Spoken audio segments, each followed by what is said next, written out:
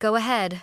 Walk away, my father said, his voice echoing off the marble walls of the empire he built, and I helped sustain.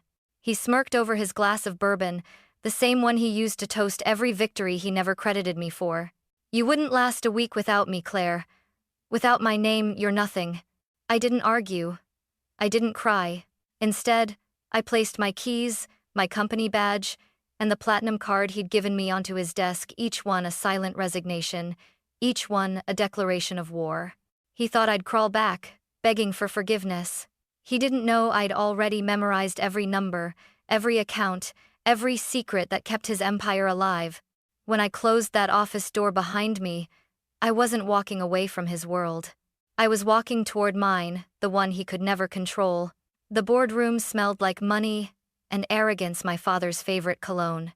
I'd spent years in that room learning how to read faces, how to hide emotion, how to stay silent when men spoke over me. Today, I didn't bother hiding anything. Do you know what loyalty means, Claire? My father asked, leaning back in his leather chair like a king on trial. It means understanding your place. My place? I repeated. You mean under your thumb? He exhaled a laugh, low and sharp. Without me, you're just a degree and a last name. You think investors will follow you because you're smart? They'll follow you because you're mine. He always said mine like ownership, not family. I slid a folder across the glass table. Inside were blueprints for the renewable energy branch I'd been building quietly for months, my project, my vision. He flipped through the papers, unimpressed. You want to run this? Fine. Under Whitmore Enterprises. Under me. No, I said, steady.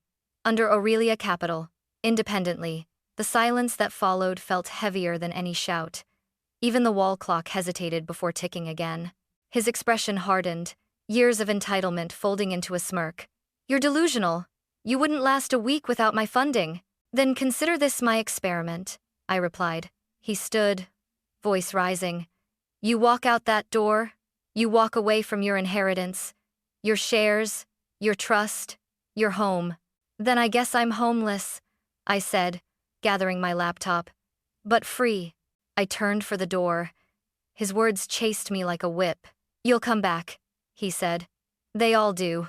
I paused at the threshold. The city lights glared through the panoramic windows behind him, his empire glowing like a cage. Maybe, I whispered, but not as your daughter, as your rival. His face went pale, the first crack in his perfect composure. I left before he could answer. The elevator ride down 25 floors felt endless. My reflection in the mirrored wall looked like someone I didn't know yet. Someone dangerous, untethered.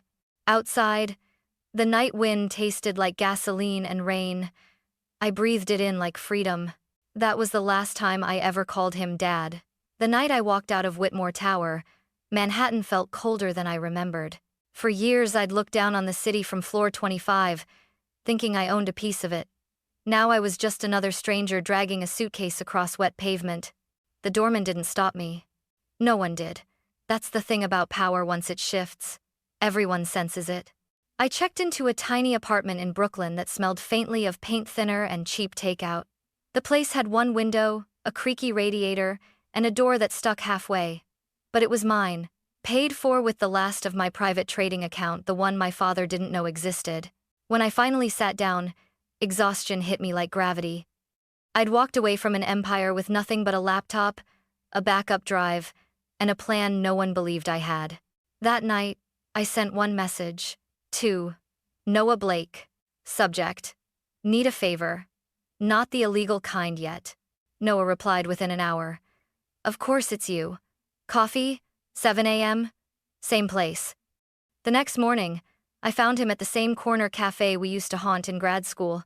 He looked older now. Beard, rolled sleeves, a lawyer's confidence that came from surviving a few disasters. You look different, he said, as I sat down. Less corporate hostage, more fugitive. Fugitive's accurate, I said, wrapping my hands around a chipped mug. I left Whitmore. He blinked. You what? Resigned. Walked out. No inheritance, no trust fund. Just me. Noah leaned back, studying me like I was a case file. So, this is about independence? Or revenge? I smirked. Why not both? He grinned despite himself. You've got that Whitmore fire. Dangerous combination. I call it survival, I said. I've got data projects my father buried because they weren't profitable enough. I want to rebuild them. Clean. Transparent. A new company, Aurelia Capital. He whistled softly. You're serious? As a heart attack, I said. I'll need you to draft the incorporation papers. And maybe set up a few blind accounts. Offshore. Legal gray, not black. He tapped his pen on the table. Claire, if your father finds out, he will. I cut in. He always does. That's why I'm doing it now. By the end of the week, Noah had filed the paperwork under a name my father would never think to check my mother's maiden name. Aurelia Capital, LLC, Delaware registered, untouchable. Every dollar I'd saved from silent stock trades went into the first fund. Every contact who'd ever believed in me, 2, maybe 3 people, agreed to small seed investments. It wasn't much, but it was mine. At night, I worked until the sun bled through the blinds, watching my father's name fade from headlines while mine quietly took root in startup news columns. The irony? Every bit of financial strategy I used, he'd taught me himself. One night, Noah called. You realize you've just declared war, right? I'm aware. And what's your first move, General Whitmore? I smiled into the darkness. Simple. Burn the old empire down one ledger at a time. By the second week, Aurelia Capital existed, at least on paper. A name, an address, and a promise that I'd never be anyone's shadow again. But paper doesn't stop ghosts from following you, especially the ones named Whitmore. Every night, I'd scroll through financial reports like they were old love letters, except these were written in numbers and lies. Whitmore Enterprises was too perfect, too polished. No corporation that clean stayed that way without bleach. And I knew my father's hands had been in the bleach for decades. Then one evening, Noah dropped a flash drive on my desk. I shouldn't have this, he said. But one of my clients used to audit Whitmore's subsidiaries. You might want to see for yourself. I plugged it in. The screen filled with spreadsheets, transaction logs, offshore accounts in the Caymans, and one folder named Horizon Holdings. My stomach turned. Horizon had been my proposal 3 years ago, an investment in sustainable energy, the project he'd laughed at. But here it was, alive under his name, not mine, funded by shell companies, profits redirected to a trust labeled R. Whitmore Sr. I stared at the numbers, every digit a betrayal. He told me it was too idealistic, I whispered. Yeah, Noah said. Idealistic must be code for profitable. The next day, I walked straight into Whitmore Tower. No clearance, no appointment, just purpose. The security guard hesitated, but let me through. The Whitmore name still opened doors, even for exiles. When the elevator opened onto the 25th floor, the smell hit me again.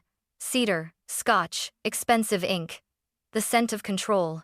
My father's assistant, Diana, froze when she saw me. Miss Claire, you can't just... I'm not here to see him, I said. I'm here to collect what's mine. Before she could react, I slipped past her into the glass-walled boardroom. Empty chairs. A long table. But the walls whispered. I pressed my palm to the cool glass and saw reflections of every meeting we'd ever had. The same men laughing, applauding him, dismissing me. I pulled a small device from my bag, a wireless receiver. My father always recorded meetings, his vanity documented every conversation. The cloud server's access key was in those recordings. It took 30 seconds to find the signal. And then there he was. His voice, calm and sharp as a scalpel. She's sentimental, he said. Idealists are easy to control. Keep her close, let her think she's involved, and when it's time to cut her out, she'll thank you for the opportunity. Hearing it was worse than betrayal. It was anatomy how he dissected people, piece by piece, until they stopped being threats. I copied the files, heart pounding, as footsteps echoed in the hallway. My father's voice drifted closer. Diana, did I hear someone in here? I yanked the drive, shut down the laptop, and slipped behind the side door connecting to the storage room. Through the crack, I watched him enter, the man who taught me everything about leverage, standing in a room surrounded by his own ghosts. He paused, glancing at the head chair where I used to sit during meetings. Ungrateful girl, he muttered, pouring himself a drink. For the first time, I didn't feel small. I felt dangerous. When I left the tower, the city lights no longer looked like chains. They looked like chess pieces. And I was finally learning how to play. The night I stole my father's files, I couldn't sleep. The numbers burned behind my eyelids: shell companies, false charities, fake investment funds. He hadn't built an empire. He'd built a house of cards, and he'd used my name to hold it steady. By dawn, my phone buzzed. Unknown number. Just one line of text. If you want the rest, meet me at the Riverside Cafe. 10 a.m., come alone. I should have deleted it. Instead, I found myself sitting in a quiet corner booth 2 hours later, watching the door. That's when Margaret walked in. She was my father's longest-serving employee, the woman who'd practically raised me while he climbed stock markets and boardrooms. Silver hair pinned tight, beige coat, eyes that had seen too much and said too little. When she sat across from me, her hands trembled around the coffee cup. "I wondered how long it would take you," she said softly. "To what?" "To see him for what he really is." She slid a small metal tin across the table, the kind that used to hold mints. Inside were 3 USB drives and a photo of my mother. It was old, candid, grainy, my mom laughing at a picnic, something I hadn't seen in years. "I kept this," Margaret said. "Your father would have destroyed it. He didn't like reminders of her independence." My throat tightened. "What's on these drives?" "Everything," she whispered. "Meeting transcripts, fund transfers, internal memos. I've been keeping copies for years. Your father thinks loyalty means silence. I call it record keeping." I stared at her. "Why now?" "Because I'm old, Claire, and tired. I watched him destroy good people, your mother included. I won't watch him destroy you too." She explained how he'd covered up losses through dummy charities, naming them after deceased employees. How he'd funneled millions into offshore trusts while preaching ethics at investor luncheons. And then she told me the worst part, that my signature was on half the documents. He'd been using my digital ID for years, hiding behind my name. It wasn't just betrayal. It was identity theft on a global scale. I exhaled, trying to steady my voice. "If I go public, he'll bury me." Margaret shook her head. "Not if you bury him first." Back in my apartment, Noah stared at the data Margaret gave me. "This is a career ender," he muttered. "If you leak this, you'll nuke Whitmore Enterprises. That's the idea." He looked at me for a long time. "Claire, you're talking about your father." "No," I said. "I'm talking about a criminal." Silence hung between us, heavy, final. Then Noah nodded slowly. "All right. If you're doing this, you're not doing it alone." For the first time, I smiled. "I never thought I'd say this, but I think I just found my first investor." He raised an eyebrow. "In revenge? In justice?" That night, I backed up every file to 3 separate encrypted clouds. On the screen, my father's empire flickered like a dying constellation, each document another star about to burn out. Margaret's final words echoed in my mind. "Empires don't fall overnight, Claire. They rot quietly, from the inside. You just have to know where to cut." I opened a new folder on my desktop and named it Project Dawn, because tomorrow, I wasn't hiding anymore. My father's 60th birthday was supposed to be a victory parade, chandeliers, champagne, and a press release announcing a new philanthropy initiative. The irony? Every cent funding that charity came from the offshore accounts I'd already exposed in my private files. He didn't know it yet, but tonight, the empire he worshipped would crack right under the golden plates. The invitation had arrived 3 days earlier, embossed gold, sent to my apartment in Brooklyn. Family dinner. No press. Be civil. I almost laughed. Civility was my father's favorite mask. "Noah told me not to go. He's baiting you. Don't walk into his arena." I smiled. He built the arena. I just changed the lighting. When I stepped into the ballroom at the Whitmore estate, every head turned. I wore red, the color he hated, the one my mother used to wear when she wanted to remind the world she wasn't invisible. For a moment, even my father froze mid-toast. "Well," he said finally, forcing a smile, "the prodigal daughter returns." "Don't worry," I replied. "I didn't come for the inheritance, just dessert." A few chuckles broke the tension, but his jaw twitched. The cameras from business magazines clicked like insects around us. He lifted his glass. To family, even the ones who forget where they came from. I raised mine. And to truth, even when it's inconvenient. Dinner was a performance. My father held court like a king, surrounded by investors, politicians, and sycophants who laughed at his every anecdote. He bragged about growth, influence, legacy, words that meant nothing when you'd seen the ledgers behind them. Halfway through, he gestured toward me. You know, Claire once thought she could run a company on idealism alone. But she's young, she'll learn that principles don't pay the bills. Forks paused midair. That was my cue. I stood, the click of my heels echoing against the marble. Actually, Dad, I did learn that. Which is why I made sure the IRS got those charity statements you forgot to file. Huh? The room went silent. He blinked, face blank for a second before he forced another smile. I'm not sure what you're implying. Oh, I think you are. I pulled my phone from my clutch, swiping the screen. Would you like me to play the recording where you call Horizon Holdings your private fund? Or maybe the one where you joke about buying silence with stock options? Gasps rippled around the table. Someone whispered, "Is she serious?" My father's voice dropped low, controlled. Enough, Claire. Sit down. No, I said. You've talked enough for a lifetime. He rose slowly, the mask slipping. You think this makes you powerful? You've just declared war on your own blood. I'm just finishing what you started, I said. You built an empire on lies. I'm giving it an honest name. A flash went off a journalist's camera, then another. He'd invited press after all, hidden among guests. His little PR stunt had turned into evidence collection. Security, he barked. Escort her out. Nobody moved. Even Margaret, standing quietly near the back with a tray of champagne, didn't blink. Her eyes met mine for a fraction of a second, proud, unflinching. I set my glass down, calm. Don't bother. I'm leaving anyway. But you might want to check your inbox before dessert. The SEC just got a copy of your offshore accounts. The color drained from his face. I turned, the chandelier's light catching my red dress like a flame. Happy birthday, Dad. By the time I reached the driveway, my phone was vibrating non-stop texts from Noah, Margaret, reporters. Inside, chaos had replaced music. And as I stepped into the night air, one thought burned through the noise. He built the kingdom. But tonight, I lit the match. By morning, the story was everywhere. Whitmore charity under federal review. Insider sources claim offshore funds linked to family trust. My father's face flashed across every screen, confident in one photo, cornered in the next.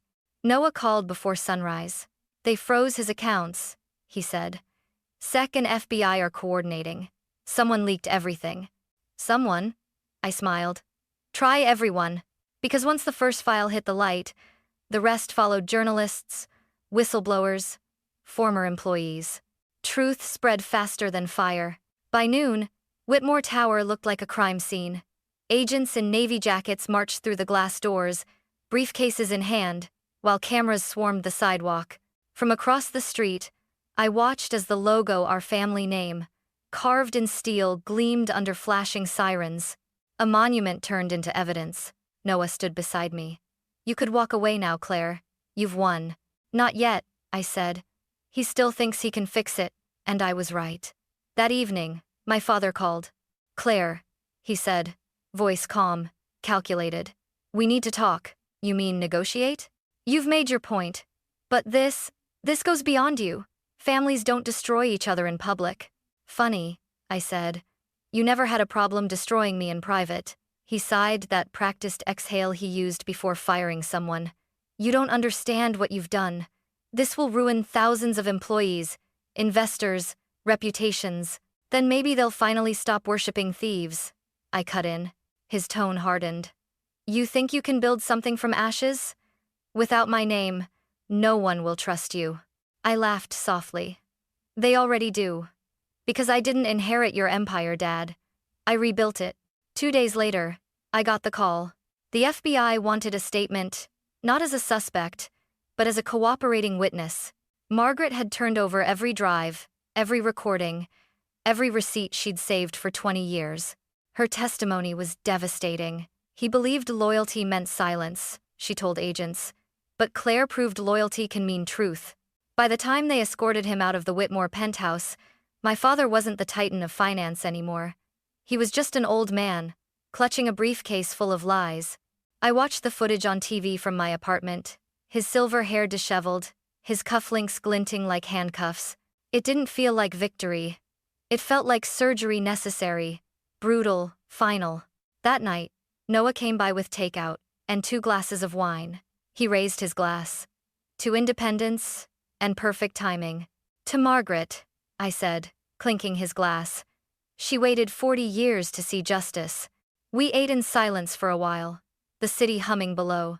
Finally, Noah said, "You ever think he'll forgive you?" I shook my head. "He doesn't know how.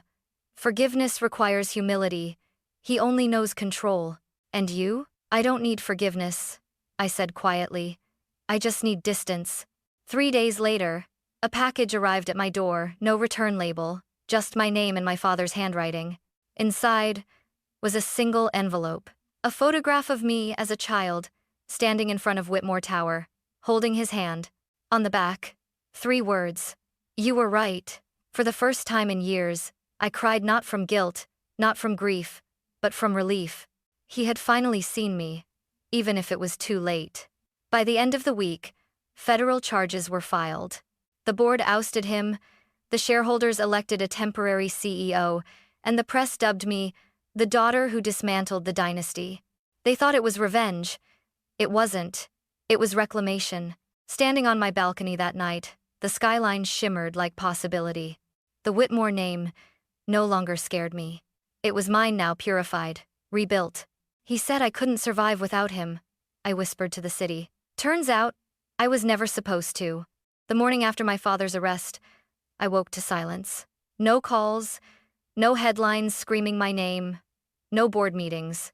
Just the hum of the city outside and a thin line of sunlight cutting across the room, soft, almost forgiving. For the first time in my life, I didn't feel like someone's daughter. I just felt like myself. I made coffee in the chipped mug Noah had bought for my apartment and opened my laptop. The inbox was flooded, reporters, investors, former Whitmore employees offering statements of support or apology. But one email stood out. From Margaret Ellis. Subject: something new. It contained 3 words and an address in Midtown. No explanation, no warning. When I arrived, the building surprised me, a modest brick structure tucked between 2 skyscrapers. Inside, dust floated in the morning light. A single plaque leaned against the wall. Aurelia Foundation. Margaret was there, hair tied back, wearing a navy suit I'd never seen before. "You're early," she said, smiling faintly. "Good. You'll need time to see what we're building." "What is this?" I asked, staring at the empty rooms. "Your empire," she said simply. "But built differently this time." She led me through the space old offices turned into open workrooms, a glass conference area overlooking the street. On one desk sat folders labeled outreach programs, financial literacy for women, legal aid grants. "I don't want to rebuild Whitmore," I said. "Not after everything." "Good," she replied. "We're not rebuilding it. We're rewriting it." Margaret explained her idea. A foundation that would use recovered Whitmore assets to fund women-led startups, whistleblower protection, and ethical business education. The same resources my father used to control people repurposed to free them. I felt something shift inside me. "Are you sure this can work?" I asked. She looked at me, steady. "Empires rot when they're built on fear. They thrive when they're built on purpose. You already proved you can tear one down. Let's see if you can build one up." By summer, Aurelia Foundation had its first team, 6 women, one of them Noah's younger sister, an analyst with a fire not unlike my own. We worked 12-hour days fueled by caffeine and fury, writing proposals, vetting applicants, designing mentorships. Every donation form we filed, every contract we signed, it felt like healing in paperwork form. The press tried to romanticize it, calling me the heiress who rebuilt morality. They didn't know how messy it really was, how many nights I woke up shaking from dreams of boardrooms and locked doors, of my father's voice whispering, "You're nothing without me." But every morning, I walked into our new office, saw the women whose lives we were changing, and remembered why I'd started. One afternoon, Noah appeared at my door, holding a folder. "Funding proposal from Stanford," he said. "They want you to guest lecture on corporate ethics. Imagine that, the Whitmore name teaching honesty." I laughed, shaking my head. "Maybe that's exactly what it needs," he smiled. "You've come a long way, Claire." "Not far enough," I said, gazing out the window. "Not until the world remembers what we stand for, not who we came from." That evening, Margaret and I stood in the lobby, watching workers hang the final plaque above the entrance. "Aurelia Foundation, built on truth." Margaret handed me a small box. Inside lay a key, old, brass, heavy. "Your mother gave this to me years ago," she said. "It opened her studio. She told me one day you'd need it not to open a door, but to remember you could." I closed my fingers around it, throat tight. "She was right," I whispered. Outside, the city glowed not in the cold gold of the Whitmore towers, but in the warm light of something reborn. 6 months later, I stood at the gates of Whitmore Estate, the house where everything began, and everything ended. The iron bars still bore the family crest, though the paint had started to peel. For the first time, I didn't feel dread standing here. I felt distance, like looking at an artifact from another life. The place was quiet now. My father was serving his sentence in a minimum security facility upstate. The staff had long been dismissed, the garden overgrown. It didn't smell like home anymore, just marble and dust. I walked through the halls, heels clicking on the same floors where I used to chase after him as a child, clutching a notebook, hoping he'd notice my ideas. He never did. The silence was loud enough to echo memories, dinners where I sat invisible, meetings where my opinions became his statements, applause that never reached my name. But those ghosts didn't haunt me anymore. They watched. In his old study, the air still smelled faintly of cedar and bourbon. The same mahogany desk stood untouched, papers stacked neatly by someone who still believed he might return. I opened the top drawer. Inside, I found a photograph me, at 12 years old, standing beside him during a groundbreaking ceremony, holding a gold shovel half my size. His smile in the picture was perfect. Mine wasn't. I slipped the photo into my pocket, then took out an envelope. It contained one thing: a single sheet of paper, my handwriting precise and calm. "Check your accounts. I'm not your shadow anymore." I placed it in the center of his desk, right where I'd once left my keys. Then I set down another item beside it, the brass key my mother had given me through Margaret. My past, returned. My future, chosen. Outside, the estate agent was waiting by the fountain. "Miss Whitmore," he greeted. "Everything in order?" "Call me Claire Hawthorne," I said, my mother's maiden name. He nodded. "Understood." The buyer confirmed. "The proceeds will go directly to the Aurelia Foundation." I smiled. "Then it's officially not his house anymore." He handed me the final document. I signed, the ink gliding across the page, like a closing note in a symphony. Just like that, the last piece of the Whitmore empire passed into new hands, the money transformed into scholarships, small business loans, and safe futures for women who'd once been silenced like me. As I walked down the driveway, sunlight spilled across the gravel, warm and steady. A black car slowed at the gates. The window rolled down. Noah. He leaned out, smiling. "So? How does it feel?" "Like the air finally belongs to me," I said. He laughed. "You know, you don't have to do everything alone. The foundation's growing fast. We'll need someone to lead expansion west." "I'll think about it," I said, sliding into the passenger seat. "But first, coffee." "Coffee?" "Yeah," I smirked. "Every empire starts somewhere." As we drove away, the estate shrank in the rearview mirror until it was nothing but a shadow on the horizon. Ahead, Manhattan shimmered alive, unbroken, waiting. I took out my phone. A new message blinked on the screen. From Margaret. Subject: new case. Senator's wife. Financial coercion. She's scared. Said she read about you. Can we take it? I smiled. We, always, I texted back. Send her our way. Because this was what I'd been building, not a kingdom, not revenge, but a refuge. For every woman who'd been told she couldn't survive without someone. For every daughter who'd been taught that love meant control. As we merged onto the highway, Noah glanced at me, You ever think he'll forgive you?